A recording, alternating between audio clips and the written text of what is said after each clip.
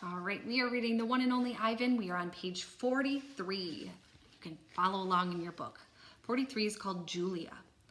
Like the Spit Pebble children, Julia is a child, but that, after all, is not her fault. While her father, George, cleans the mall each night, Julia sits by my domain.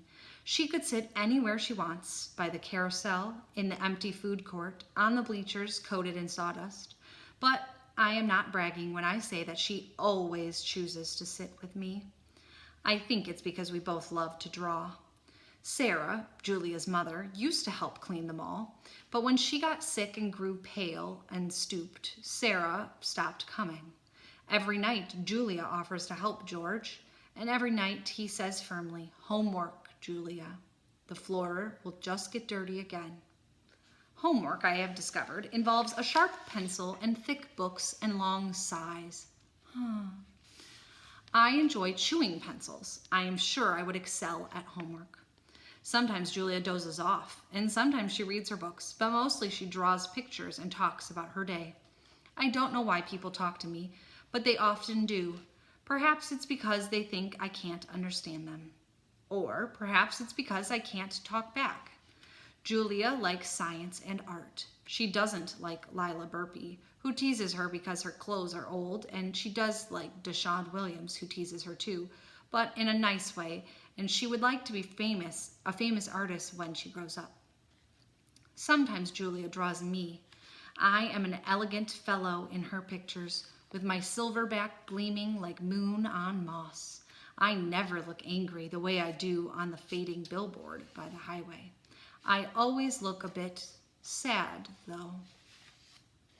Drawing Bob. I love Julia's pictures of Bob. She draws him flying across the page, a blur of feet and fur. She draws him motionless, peeking out from behind a trash can or the soft hill of my belly. Sometimes in her drawings, Julia gives Bob wings or a lion's mane. Once she gave him a tortoise shell. But the best thing she ever gave him wasn't a drawing. Julia gave Bob his name. For a long time, no one knew what to call Bob. Now and then, a mall worker would try to approach him with a tidbit. "Here, doggy," they'd call, holding out a French fry. "Come on, Pooch," they'd say.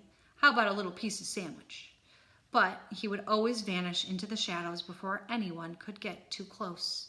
One afternoon, Julia decided to draw the little dog curled up in the corner of my domain. First, she watched him for a long time, chewing on her thumbnail. I could tell she was looking at him the way an artist looks at the world when she's trying to understand it. Finally, she grabbed her pencil and set to work. When she was finished, she held up the page. There he was, the tiny, big-eared dog. He was smart and cunning, but his gaze was wistful. Under the picture were 3 bold, confident marks, circled in black. I was pretty certain it was a word, even though I couldn't read it. Julia's father peered over her shoulder. "That's him exactly," he said, nodding. He pointed to the circled marks. "I didn't realize his name was Bob," he said. "Me either," said Julia. She smiled. "I had to draw him first." Bob and Julia. Bob will not let humans touch him. He says their scent upsets his digestion. But every now and then I see him sitting at Julia's feet. Her fingers move gently just behind his right ear. Mac. Usually Mac leaves after the last show, but tonight he's in his office working late. When he's done, he stops by my domain and he stares at me for a long time while he drinks from a brown bottle. George joins him, broom in hand, and Mac says the things he always says. "How about that game last night?" And "Business has been slow, but it'll get better, you'll see." And "Don't forget to empty the trash." Mac glances over at the picture Julia is drawing. "What are you making?" he asks. "It's for my mom," said Julia. It's a flying dog." She holds up her drawings, eyeing it critically. "She likes airplanes and dogs." Mac murmurs, sounding unconvinced. He looks at George. "How's the wife doing anyway?" "About the same," George said. "She has good days and bad days." Yeah, don't we all, Max says. Max starts to leave and then pauses. He reaches into his pocket, pulls out a crumpled green bill, and presses it into George's hand. Here, Max says with a shrug. Buy the kids some more crayons. Mac is already out the door before George can yell, Thanks. Wow, that's maybe the first nice thing Mac has done so far in this book. So far, he hasn't treated the animals very nicely, and he hasn't treated the people very nicely either. He seems like he's a pretty upset man. But that was a really nice gesture to give him some extra money. It sounds like George's wife and is not feeling well, or maybe she's sick, maybe she has some sort of a disease, or maybe she has cancer or something like that. Next page, not sleepy. Stella, I say after Julia and her father go home. I can't sleep. Of course you can, she says. You are the king of sleepers. Shh, Bob says from his perch on my belly. I'm dreaming about chili fries. I'm tired, I said, but I'm not sleepy. What are you tired of? Stella asks. I think for a while. It's hard to put into words. Gorillas are not complainers. We're dreamers, poets, philosophers, nap takers. I don't know exactly. I kick at my tire swing. I think I may be a little tired of my domain. That's because it's a cage, Bob tells me. Bob is not always tactful. I know, Stella says. It's a very small domain. And you're a very big gorilla, Bob adds. Stella, I ask. Yes. I noticed you were limping more than usual today. Is your leg bothering you? Just a little, Stella answers. I sigh. Bob resettles. His ears flick. He drools a bit, but I don't mind. I'm used to it.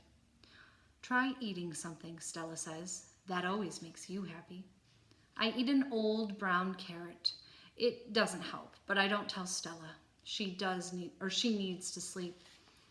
You could try remembering a good day, Stella suggests. That's what I do when I can't sleep. Stella remembers every moment since she was born, every scent, every sunset, every slight, every victory. You know, I can't remember much, I say. There's a difference, Stella says gently, between can't remember and won't remember. That's true, I admit. Not remembering can be difficult, but I've had a lot of time to work on it. Memories are precious, Stella adds. They help tell us who we are. Try remembering all your keepers. You always liked Carl, the one with the harmonica. Carl, yes. I remember how he gave me a coconut while I was still juvenile. It took me all day to open it. I try to recall other keepers I have known, the humans who cleaned my domain and prepared my food and sometimes kept me company. There was Juan, who poured